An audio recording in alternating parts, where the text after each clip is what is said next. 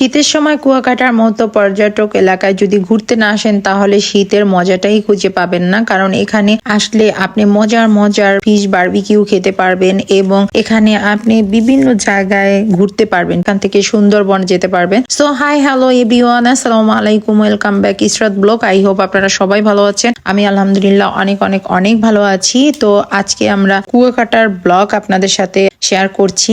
তো গাইস, এখন আমরা লাঞ্চ করতে যাব। আমরা যে হোটেলে উঠেছিলাম সেখান থেকে বিজে যেতে মাত্র 5 মিনিট লাগে, কিন্তু বুড়ি কিছুতেই হেঁটে যাবে না, তার নাকি এখানে ব্যথা করে। তাই আমরা একটা ভ্যানে উঠলাম, ভ্যানে চড়ে এই যে বিজে চলে আসলাম। তো এখানে এসে দেখলাম একটা ঘোড়াটার কালারটা দারুণ ছিল। তো ঘোড়াটা নিয়ে আমি কিছু ভিডিও করলাম, একটু ছবি তুললাম। ঘোড়াটা কিন্তু খুবই শান্ত ছিল এবং কিউট একটা ঘোড়া। তো আমি কিন্তু দেখেন ওকে আদর করে দিয়েছিলাম। তো গাইস, একটা কথা বলবো, আমি কিন্তু কুয়াকাটা আসতে চাইনি শীতের জন্য, শীতের ভয়ে। তো আমি এসে পুরাই একদম অবাক হয়ে গেলাম। সাগরের পাড়ে বিচে বসলে যেরকমের শীত লাগার কথা তেমন একটা শীত লাগে না। উইন্টার সিজনে আপনারা কেন ঘুরতে আসবেন? এনজয় করে করে খেতে পারবেন, ঘুরতে পারবেন, গরমের প্যারা নাই। কুয়াকাটা ঘুরতে এসে সুন্দরবন বেড়াতে যাওয়ার যাদের ইচ্ছা আছে তারা অবশ্যই উইন্টার সিজনে আসবেন। কারণ উইন্টার সিজনে সাগরের পানিটা শান্ত থাকে, তখন সুন্দরবন বেড়াতে গেলে ভয় কম লাগে। রেইনি সিজনে সাগরের পানিটা উত্তল থাকে, তখন কিন্তু সুন্দরবন যেতে ভয় লাগে। যাই হোক গাইস, বিচের কাছেই হচ্ছে একটা ফিশ মার্কেট আছে, ওইখান থেকে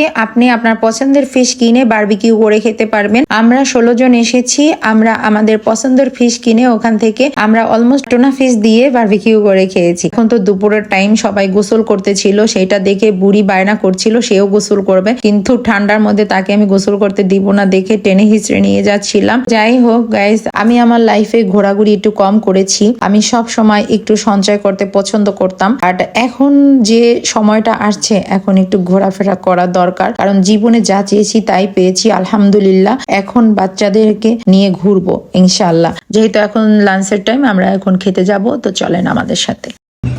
কুয়াকাটায় ছিলাম হুটকিট দিয়ে ভাত খাওয়ার জন্য, খাইতাছি ইউনিক খাবার লাউ ভর্তা। For the first time try করব লাউ ভর্তা। তো এখন সবাই লাউ ভর্তা, তুমি লাউ ভর্তা খেতে চাও? খাবোই না। ও কিন্তু লাউ ভর্তা খাবে না, আর ও তো হুটকি খাই না। আচ্ছা, আমি একটু লাউ ভর্তা ট্রাই করি, ঠিক আছে? মাছ খাবো না আমি। এই রূপচাঁদা মাছটা নিয়েছি, আর হচ্ছে এই যে লাউ ভর্তা।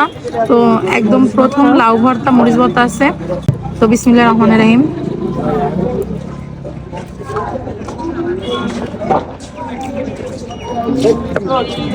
এই লাউ ভর্তা কি ফ্রি? সত্যি অসাধারণ লাউ ভর্তা। লাউ ভর্তাটা অনেক মজা, কিন্তু আপনাদেরকে আর একটা কথা বলি। আপনারা বললেন না যে ভাত খাওয়ার সময় সানগ্লাস কেন খুলি নাই?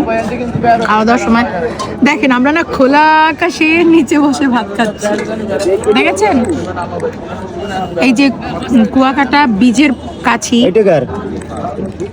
এটা হয়েছে আপনি জোর কমাছি জোল আরো আছে, জোল এখানে রেখে দেন। না, এই আমি আপনার তো লাস্টে দিতেছি, এইখানে দিয়ে যেতে হলে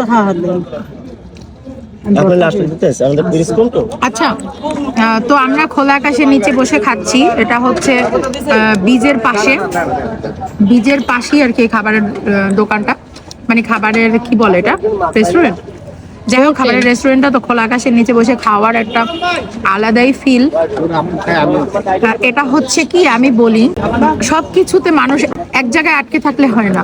আমরা তো সবসময় ভিতরে রেস্টুরেন্টে মজার মজার খাবার খাই। সোহান, তুমি খেয়ে দেখো, সত্যি।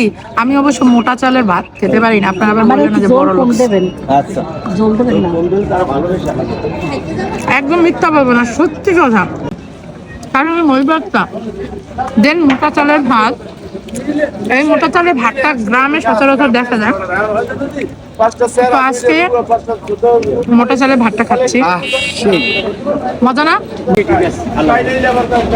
সেই সেই সেই সবসময় তো 5 স্টারই খাইলাম, এখন হ্যাঁ। খোলা আকাশের নিচে খাই। হ্যাঁ, হ্যাঁ। এই শুনেন, সোহান কিন্তু সবসময় 5 স্টার এদিকে রাখো। এই তাকাও, সোহান মানে আমার ছোট ভাইটা অলওয়েজ 5 স্টারে খাওয়া দাওয়া করে।